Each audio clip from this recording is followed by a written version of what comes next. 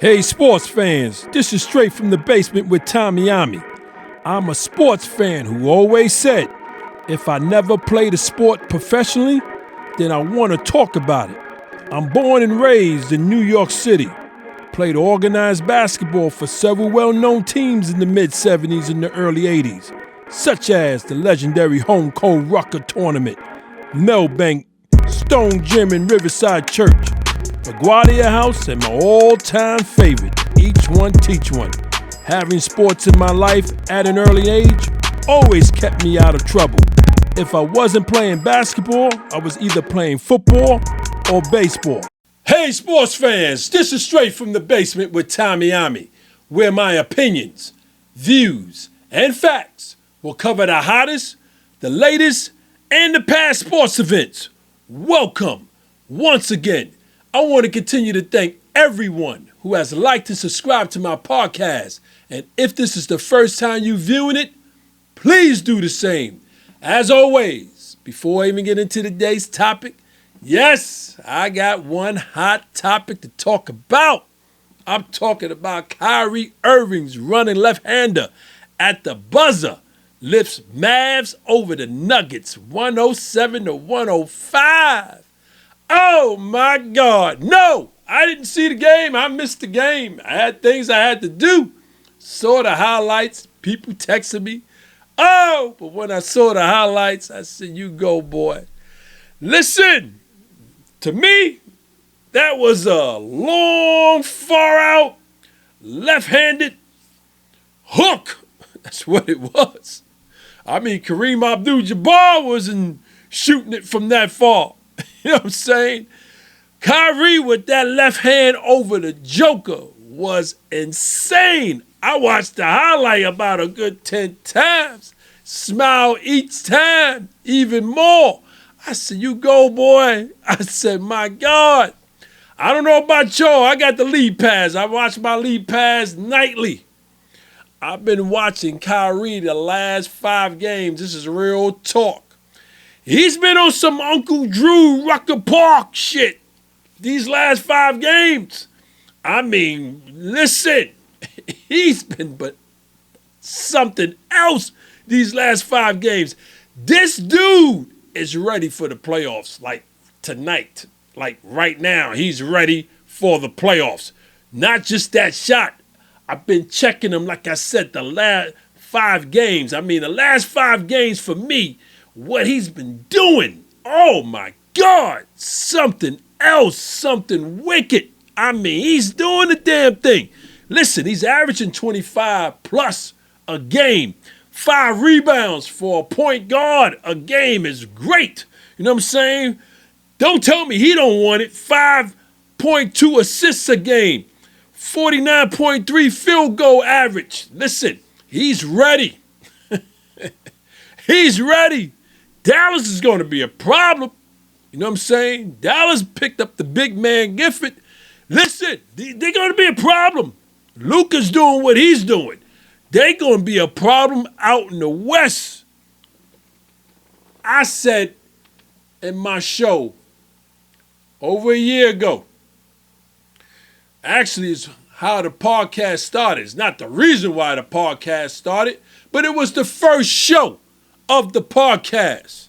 And the first show was about Kyrie Irving when he's with the Brooklyn Nets. You guys remember that? And the title of the show was, Should the Nets Trade Kyrie? You already know Kyrie back then, just a year ago. He was in all the spotlight drama. You know what I'm saying? He was on the boycott. He wasn't playing. I thought it was unfair. We all thought it was unfair. Net fans thought it was unfair. NBA fans thought it was unfair that he wasn't playing. You know what I'm saying? They shut down the Nets, right? Forced them to trade him. But here we go, a year later. You haven't heard a peep from this man. I am so happy. You know what I'm saying? Got his family. His family's out of the spotlight, right? He's doing the damn thing out there in Dallas. I'm happy for him. Just do what you do best, my brother. Ball, because you are the best ball handler in NBA history. I've been saying that. Isaiah Thomas was at one time, but when this man came, Kyrie I'm talking about, oh, Isaiah got nothing to say. And I think Isaiah to say, yeah, Isaiah, like, you see Isaiah on the NBA TV, he's like, yo, listen, I got nothing on this young cat.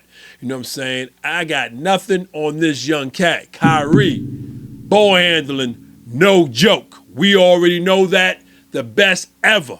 So I wish him nothing but a great playoffs. Real talk. You know what I'm saying? I hope nothing but the best for him for the remainder of his career. No more drama. Just do the damn thing, baby. We all love seeing you play. We all love seeing you handle that rock. So do what you do best. Listen, I want to move on to today's topic. You already know what it is. You see the way I'm looking. You know what it is. You know what time of year it is. It's the 2024 March Madness. Oh, I just can't talk. Just finished doing my picks. You already know the stage is set. The March Madness is here. I live for this month. I ask God every year to please let me see another March. Real talk. That's real talk. You know what I'm saying? Between the women and the men's March Madness, it's just too much. It's just too much for me. So I'm not going to front here. I'm not going to front and tell y'all, listen, I look at both. No disrespect to the women's. You know what I'm saying? I do follow Dawn Staley with her South Carolina. I do follow the Tennessee. You know what I'm saying? I do follow the UConn women's team and a few others. You know what I'm saying? Iowa, we'll clock in there. You know what I'm saying? I follow. You know what I'm saying? But the men's is who I really follow. And no, I'm not following every team, every school, because there's just too much damn schools in the United States to be following. But what I'm trying to say is this. This show is about the men's March Madness. No disrespect to the women's March Madness. Yes, I'm going to be watching as I can watch. That's all I can say. Listen, the stage is set. I said it last week on one of my TikTok shows that comes on Tuesdays and Thursdays. If you are a basketball lover like me, and you love watching the NBA like me, but you don't watch the March Madness, you don't know what the hell you are missing. You are missing the following. Listen, talking about one game elimination. 64 teams enter the tournament, and they dropping out like flies as the days are going. I mean, they dropping out. We're not talking about the best of 5, the best of 3. We're talking about a one-game elimination. It don't matter how big and strong and how fast your team may be. You can get knocked out that one game, and that one game, you just ain't have a good game. But there's no such thing in the March Madness not having a bad game. You can't have a bad game. It's a one-game elimination. Think about that. My second point, what you're missing. These teams have not played each other all season. These teams don't know each other. Most of them are not in the same conference. That's the way the selective committee, the committee selection, set it up. They make sure that these teams don't know each other, didn't see each other. You got some schools that never played each other ever. So the way it's set up is beautiful. That's the beauty of the March Madness. No one knows no one. Until that day they get on the court. That's the beauty of it. My third point, no real preparations for your opponent, right? Because listen, the madness is just going. It's nonstop. You got maybe a day to look at some film on the team that you're about to play next. You probably got a day. You got to practice, so you really don't have no real preparation on your opponent when it comes to the March Madness. You know what I'm saying? Most teams are just winging it. That's the beauty of it. I love it. As you can see, I'm pumped. I'm excited. Oh, I'm enjoying it already. Listen, coaches are coaching their ass off. That's my fourth point. You got coaches working that sideline like if they are in the game. They sweating. You know what I'm saying? They can't sit. I mean, it's like a heart attack ready to just happen. I pray none of them have a heart attack, but you got coaches on that sideline that's just going bananas. The blood pressure is crazy. They coaching their ass off. You can see it. They ain't leaving nothing behind. My fifth point, players are nervous as hell. Listen, these players, most of them have not been in this situation before. You got players who may just vomit before the game. You got players who got to excuse themselves off the court and run back into the locker room area, to the bathroom to vomit because their nerves is just so crazy. It's crazy. My sixth point, you got family and friends and fans under the seats just bugging. I mean, if you just watch the March Madness, you can see what I'm talking about. Most of them are not even sitting. They standing in all 2 halves, 40 minutes plus. Listen, you got a family, you a fan, and you at the March Madness game, you're not sitting down. You're not sitting down. You definitely are not sitting down. It's insane. I don't know how to describe it. It's crazy. It's a madness. It's crazy. My 7th point, there are always upsets. There are always upsets in each round. Each round is going to be upsets. You know what I'm saying? And sometimes bigger, sometimes smaller, but it's going to be an upset each round. That's a gimme. You know what I'm saying? That's the beauty, another beauty of the March Madness. Listen, my 8th point, most games are close. Most games are close. Yeah, you're going to have a blowout here and there, but most of the games are close. You know what I'm saying? We talking nail biters. We talking about fans and family with their hands in their hair, ready to pull it out. I mean, it's sick. It's the madness. My 9th point, extremely emotional for everyone. When I say emotional, I mean emotional. You know what I'm saying? You got family, you got the fans, especially if they team lose, right? I mean, they crying in the stands, right? You got the players who break down on the bench before they go back to the locker room. They know it's it. For some of them, no. For some of them, they know they probably ain't gonna never experience that again. You know what I'm saying? It's real. I mean, it is real.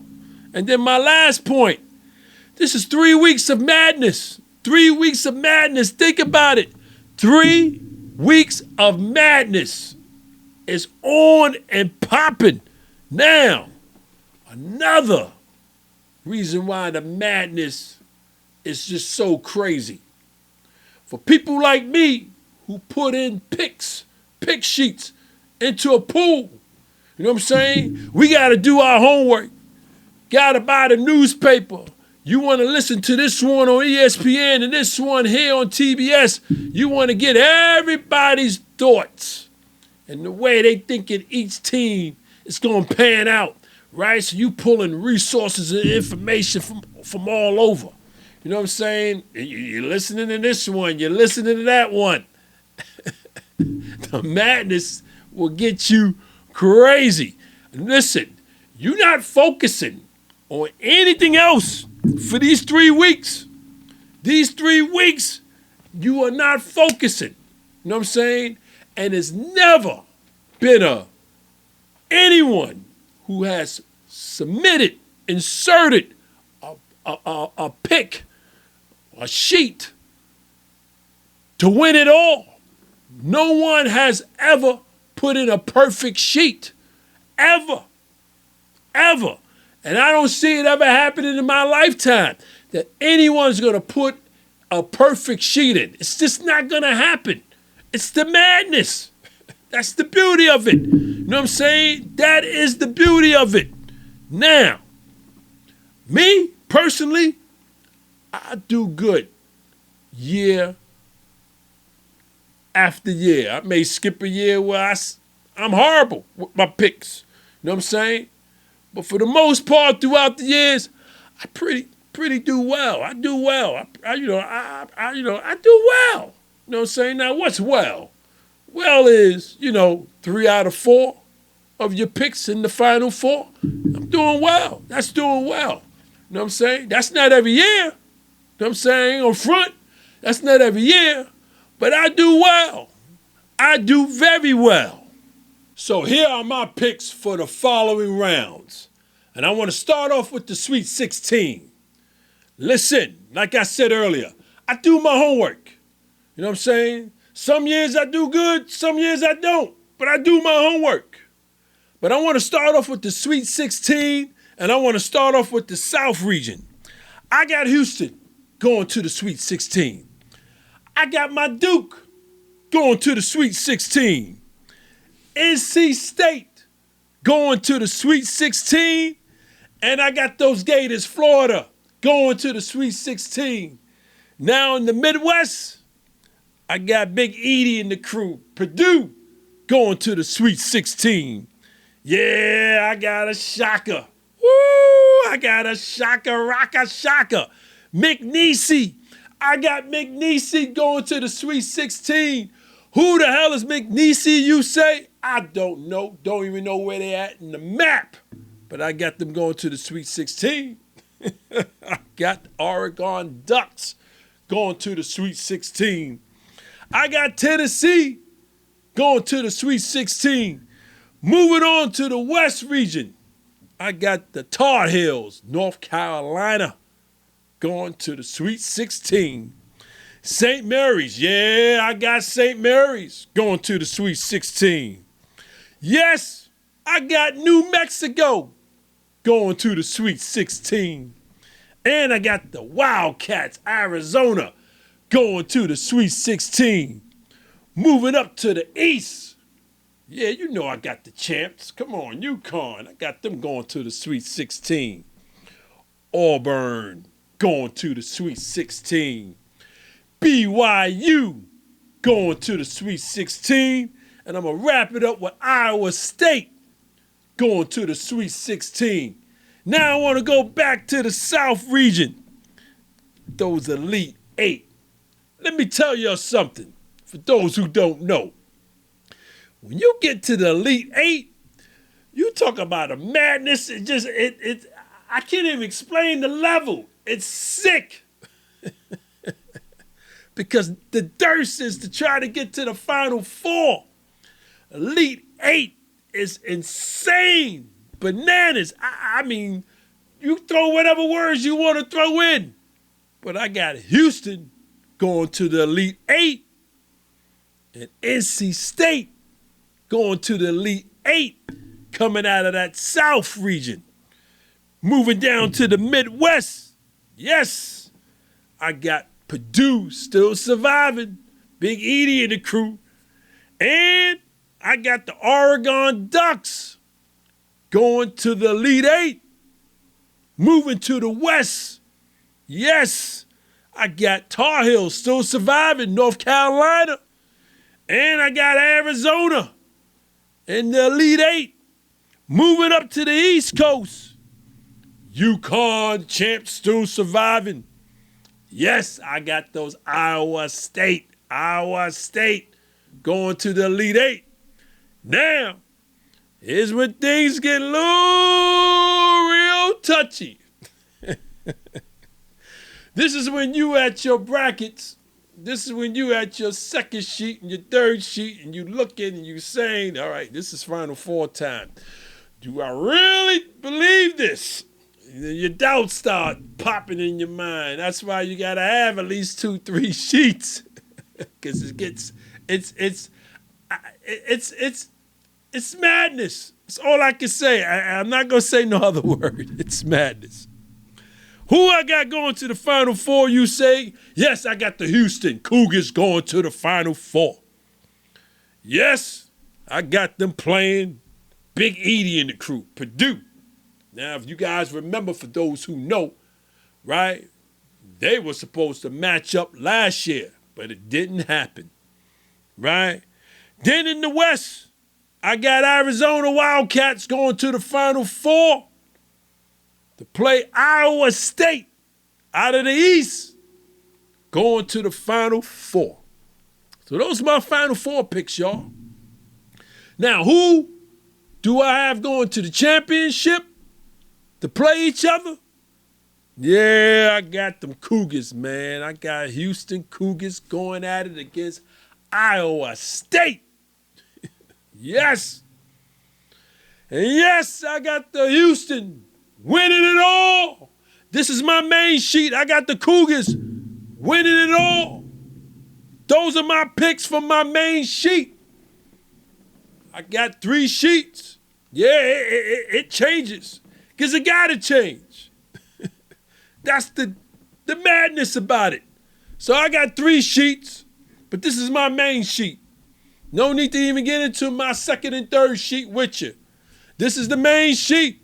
This is when I'm sticking and staying. I'm riding dying with it. Listen, the madness. Let me tell you about the madness, and I'm going to close it out. The madness will have you focusing on it. No NBA during these 3 weeks. I mean, unless your team is playing. But the madness will have you focus only on the madness. NBA each year, this time of the year, takes a back seat. NBA know it. The players know it. We all know it who watch the madness. It's not about the NBA stars at this point. It's about those college students going at it. Oh, man, and do they go at it. Listen, that's why you get a lot of the NBA players who went to these schools that's in the madness in between games. Yeah, they flying out there. You know what I'm saying? They rooting for the team that they used to go to school for. It's on and popping. Listen, it's a beautiful thing for those who never saw the March Madness. It is so beautiful. Listen, NBA takes a back seat, and I love it. Man, I love it. I love this time of year, and just doing this show, just putting this show together. I'm gonna be honest with you. I probably had about 50 takes before this show was put together, because that's how pumped I was. It was like I had a whole can of Folgers coffee.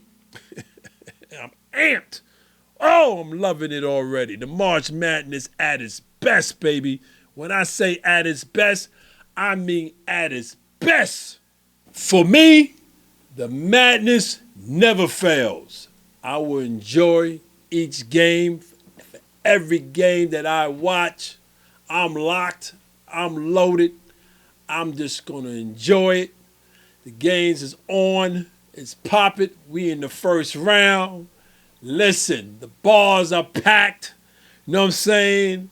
I mean, listen, the Buffalo Wings. I mean, it's just a beautiful time of the year. March Madness at its best, baby. Listen, at its best. I want to thank y'all for hanging out with me in my basement. I'm just so pumped. Man, I am just so pumped. I want to really thank y'all for hanging out with me in my basement. To my viewers and listeners, please continue to check me out on YouTube and subscribe. Check me out on my streaming platforms, Apple and Spotify. Yes, I'm live every Tuesday and Thursday, 8 p.m. Eastern Time. TikTok Live, baby. TikTok Live talking about hot topics only. Hot topics only. Plus, please remember to check out the Even Flow Coffee Company, created to combine the interests of coffee lovers, fashion, and music. For more information or to make a purchase, visit evenflowcoffee.com. As I always say, sports is what keeps this world from going insane, either in a pandemic or no pandemic. Until next time, take care.